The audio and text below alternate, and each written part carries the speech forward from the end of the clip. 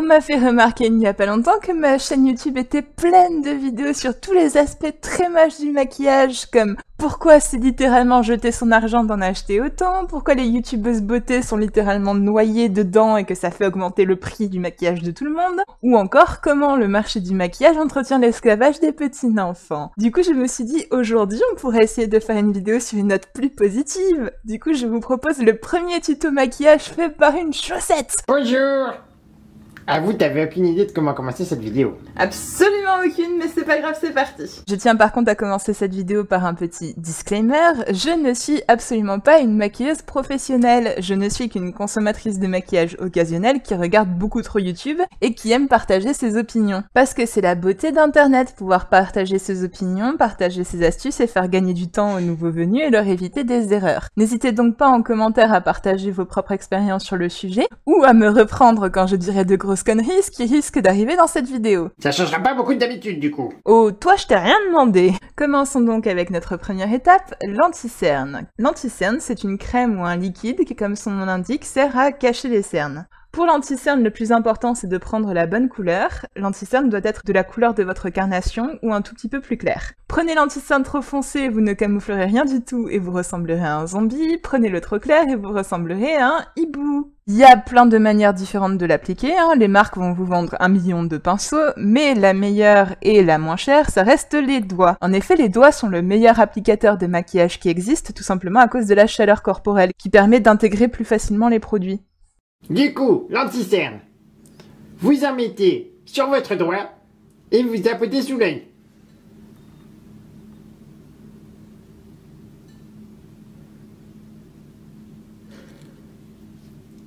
Et voilà! Les anti-cernes, il en existe des millions sur le marché. Les experts vous diront sans doute qu'il y a des différences énormes entre chaque produit, mais soyons honnêtes, pour un débutant, ils feront à peu près tous le café. Mais moi j'aime pas le café. Eh ben t'en bois quand même! Ah. Pour vous orienter quand même un peu dans le choix, quelles sont les grosses différences? Il y en a deux. La première, c'est en matière de couvrance. Si vous avez des cernes extrêmement marquées, il va falloir prendre un anti-cerne plus couvrant que quelqu'un qui n'en a pas. La deuxième, c'est l'applicateur, mais soyons honnêtes, est-ce que quelqu'un en a quelque chose à faire? Oui, non, personne, et ben moi non plus, voilà.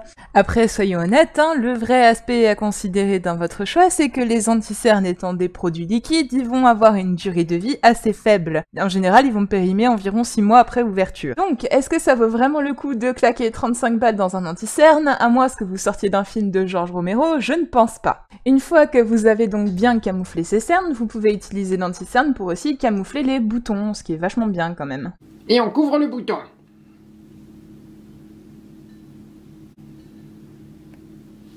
Et voilà!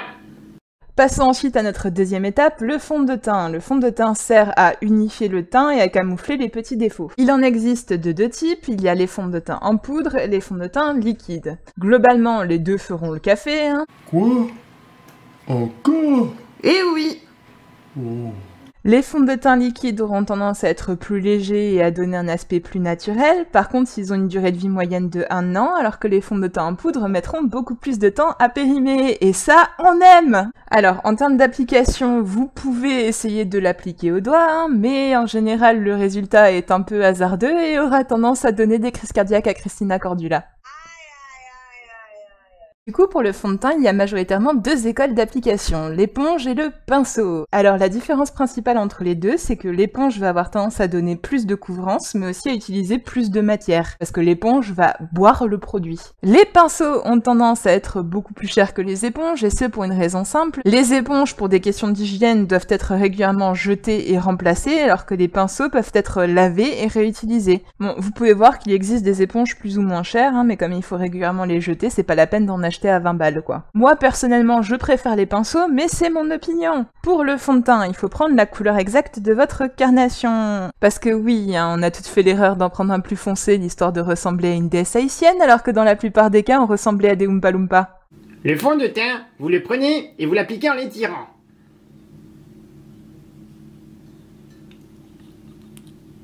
Comme ça. C'est mieux pour les rides. Il faut par contre choisir un fond de teint adapté à son type de peau. Par exemple, si on n'a pas de problème de peau, on peut utiliser une bébé crème. Une bébé crème, c'est une crème teintée qui va donc être beaucoup plus légère, avoir un effet beaucoup plus naturel, mais qui par contre ne va rien camoufler du tout. Au contraire, si on a plus de problèmes de peau, on peut utiliser un fond de teint plus couvrant. Attention, plus couvrant, ça ne veut pas dire qu'on en utilise un tiers de la bouteille. Au contraire, ça veut dire qu'une plus petite quantité va permettre de faire le café. Bob, ça va? J'ai bu trop de café. Ça m'endort. Donc maintenant que nous avons fini le fond de teint et que nous avons un visage qui est parfaitement unifié comme un masque, il va falloir y ajouter un peu de vie. Et pour ça, on va utiliser ce qu'on appelle du blush ou du fard à joues en français. Le blush, c'est une poudre, en général rosée ou orangée, qui va vous donner bonne mine. Le but du blush, c'est d'imiter l'afflux sanguin et de donner l'impression que vous êtes en super santé, comme quelqu'un capable de courir 3 marathons. Pour l'appliquer, on utilise un pinceau particulier qui est un pinceau biseauté. Du coup, vous prenez votre pinceau. Vous faites votre plus grand sourire. Et vous l'appliquez sur le haut des pommettes. En tapotant. Et voilà. Et avec ça, vous êtes prête à affronter une nouvelle journée. Mais... Jacqueline Hill, elle dit pas comme ça. Je veux dire... où sont passés... bronzer, contouring, rouge à lèvres... spray fixant. Oui, mais c'est normal en fait. Tu ne vas pas t'habiller dans ta vie de tous les jours comme si tu allais en gala. Et ben là, c'est pareil. Tu ne vas pas te maquiller pour te balader dans la rue comme si tu allais poser pour un magazine de mode. Les filles que tu vois sur internet, elles se maquillent pour une occasion bien précise, celle d'être la plus belle possible devant une caméra. Après, si tu te maquilles comme ça pour te balader dans la rue, libre à toi. Sache juste que certaines personnes peuvent te regarder bizarrement par contre. Les 3 étapes que je t'ai données, c'est celles pour avoir la rayonnante au réveil comme les héroïnes des comédies romantiques. Mais par contre, si tu veux avoir l'air d'une bombe glamour sur des tapis rouges, Moi, je veux être une vraie bombe glamour. bien c'est parti! Avant d'appliquer votre anti-cerne ou votre fond de teint, il est recommandé de mettre ce qu'on appelle une base de teint ou un primer. Donc la base de teint, c'est une crème qui va avoir plein de propriétés super bonnes pour votre peau ou pour votre maquillage. Il y en a de toutes sortes. Il y en a qui vont illuminer le teint, cacher les rougeurs, il y en a qui vont permettre de bien hydrater la peau, d'autres qui vont permettre de boucher les pores, ce que je recommande pas du tout d'ailleurs parce que c'est souvent les pires en termes de composition. Ça peut me rendre riche. Non, malheureusement, on n'a pas inventé les bases de teint qui vont te faire gagner au quintet plus. Oh. En plus, elles sont très loin d'être données, donc ce que je peux vous conseiller à la place, c'est une crème hydratante toute simple. Oui, en fait, ça marche aussi bien et ça fait tout aussi bien le café.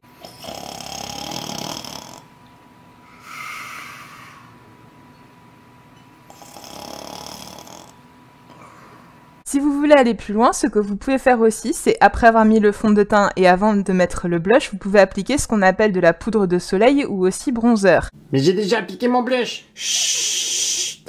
Ah bon, d'accord. Le bronzer, c'est une poudre un peu marronnée qu'on applique sur le visage pour réchauffer le teint. Le but, c'est d'imiter les effets du soleil sur la peau. Donc pour ça, attention, on n'en met pas partout parce que sinon on finit comme un Oompa Loompa. On en applique sur des zones très précises. On trace une forme de 3 au niveau de la tempe, sur la pommette et enfin sur la mâchoire. Pour l'appliquer, il y a plein de pinceaux différents qui existent. Moi, je réutilise le même que le blush parce que j'aime bien réutiliser mes pinceaux, ça coûte moins cher. Vous prenez votre pinceau. Voilà. Et vous faites votre 3.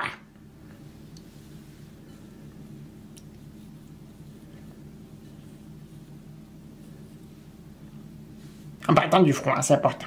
Attention, le bronzer, ce n'est pas la même chose que le contouring dont j'ai déjà parlé dans mes vidéos. Le principe du contouring, c'est de créer des zones d'ombre et de lumière sur le visage. Le but du bronzer, c'est de réchauffer le teint. Le but du contouring, c'est de resculpter la forme du visage. Pour ça, on a besoin de pinceaux beaucoup plus précis. Ce ne sont pas les mêmes techniques parce que ce ne sont pas les mêmes buts, en fait. J'en profite au passage pour vous mettre en garde contre les gens qui vous vendent ce que j'appelle le trop de maquillage naturel, parce que c'est une antinomie. En effet, le principe de base, c'est que plus vous allez mettre de maquillage, plus vous aurez l'air maquillé. C'est comme ça, malheureusement. Ça n'a jamais été aussi vrai qu'avec le contouring, parce que, le contouring, ça ne fait pas naturel, c'est tout. Un truc à savoir aussi, c'est que le contouring, ça donne un côté glamour, certainement, mais ça vieillit aussi de quelques années, malheureusement, c'est comme ça. C'est pour ça, je ne vous le cacherai pas, que je ne suis pas une grande fan de cette technique, que je ne la recommande certainement pas aux débutants, et certainement pas pour la vie de tous les jours. Passons ensuite à l'étape préférée de beaucoup de gens, l'highlighter. L'highlighter, c'est Des paillettes.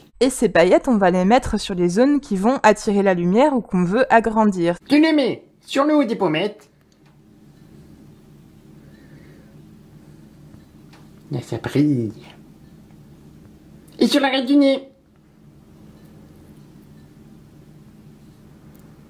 Et voilà. Le but, c'est non seulement de briller, mais aussi de refléter joliment la lumière dans ces zones. Attention par contre à l'abus d'highlighter, parce qu'on peut vite se changer en boule à facettes. Ensuite, maintenant qu'on a fini son teint, il faut s'occuper de ses sourcils. Oui, vous ne saviez pas, maintenant il est aussi recommandé de se maquiller les sourcils, et pour ça il y a plein de nouveaux produits qui existent, avec de quoi les brosser, de quoi les étoffer, parce qu'il faut qu'ils soient épais maintenant. Vous avez aussi du gel après, une fois pour fixer tout ça. En fait, c'est cette mode de se maquiller les sourcils qui m'a fait comprendre à quel point la mode, c'était toujours le truc le plus casse-pied et le plus impossible. Parce que, je sais pas si vous vous souvenez, mais dans les années 2000, la mode c'était de ne pas avoir de sourcils.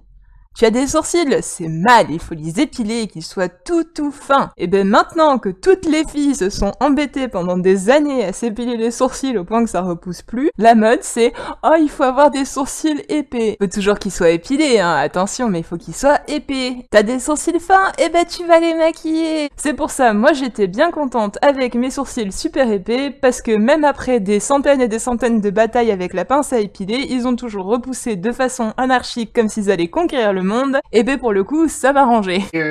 Comment on fait quand on n'a pas de sourcils? Eh ben on les maquille pas, et ça m'arrange. D'accord. Passons ensuite à l'étape préférée d'environ tout le monde, les yeux. Alors cette étape-là, ça va bien sûr être à vous de voir. Vous pouvez faire des trucs simples, genre avec une couleur de fard à paupières, ou des trucs un peu plus compliqués qui vont vous permettre de mettre en valeur vos yeux. Mais bon, si je peux donner une règle globalement, c'est la couleur la plus claire dans le coin interne, les couleurs les plus foncées dans les coins extérieurs pour agrandir le regard. En matière de coloris, vous pouvez prendre ce que vous voulez, du neutre au flashy. Après, il y a des couleurs qui vont faire plus ressortir la couleur de vos yeux que d'autres. Par exemple, si vous prenez des yeux verts, ils vont avoir tendance à plus ressortir quand on va mettre des couleurs opposées comme du violet ou du rouge. Le fard à paupières s'applique au pinceau et vous pourrez trouver dans les magasins des kits avec environ 5 millions de pinceaux à l'intérieur. Personnellement, si vous êtes débutant, vous n'avez pas besoin d'en avoir autant. Vous en aurez besoin principalement de deux, soit un pinceau pour appliquer la matière et un pinceau pour estomper. Et ensuite, pour appliquer les paillettes, on utilise ses petits doigts. C'est pour ça, moi, pendant longtemps, en fait, j'ai pas acheté de pinceau. J'utilisais le pinceau de base qu'il y avait dans ma palette qui combinait les deux côtés, il était parfait. Une autre chose à savoir aussi, c'est qu'en cas d'erreur, et il va y en avoir beaucoup, surtout avec les palettes bien poudreuses, l'anti-cerne est votre meilleur ami. Non mais visez-moi un peu ce regard de princesse. Allez, hop, on ferme les paupières. Alors, on en met un peu partout. Non, pas dans les yeux.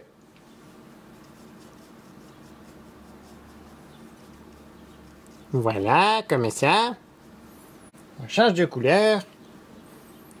On en met ici, là. Juste sur le devant, là. Ensuite, on change encore de couleur. On en met par là. Et par là. Voilà, Et ensuite, vous prenez le côté pompon du pinceau. Là, voilà. Et on étale, comme ça. Hop, hop, hop, hop, hop, hop, hop. Et voilà! Je suis toute belle. Une fois que vous avez appliqué votre fard à paupières, vous pouvez apporter la petite touche finale pour mettre en valeur vos yeux avec soit un trait d'eyeliner, soit un trait de crayon. Maintenant, si vous êtes comme beaucoup de gens et que malgré tous vos efforts, vous n'arrivez pas à faire un trait correct, ce que je peux vous conseiller, c'est de vous entraîner avec du fard à paupières. Pour ça, vous prenez un pinceau fin et vous appliquez un fard à paupières de couleur foncée. Ensuite, pour le fard à paupières, on ferme les yeux. On met une ligne comme ça, là, tout bien le long du bord, là. Et voilà! L'avantage, c'est qu'en cas d'erreur, vous pouvez estomper et personne ne saura que vous vous êtes foiré. Par contre, c'est vrai, faut racheter un autre pinceau. Mais je vous garantis, c'est bien meilleur pour la santé mentale. Non, c'est pas du vécu. Quoi? Vous avez dit quoi?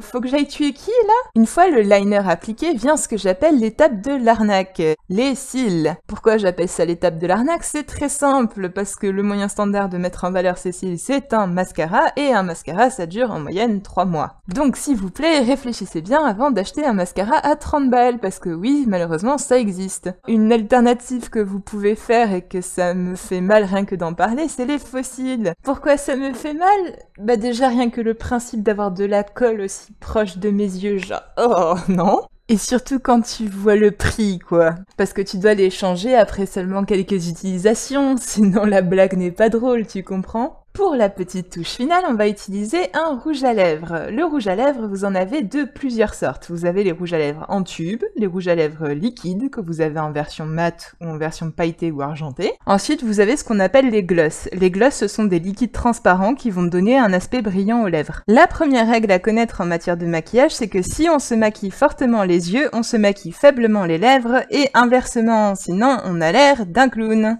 La seconde, c'est que quand on met du rouge à lèvres, il faut absolument avant faire le contour de ses lèvres avec un crayon de la même couleur que son rouge à lèvres. Tout ça, c'est pour donner un aspect bien net et bien propre et c'est indispensable.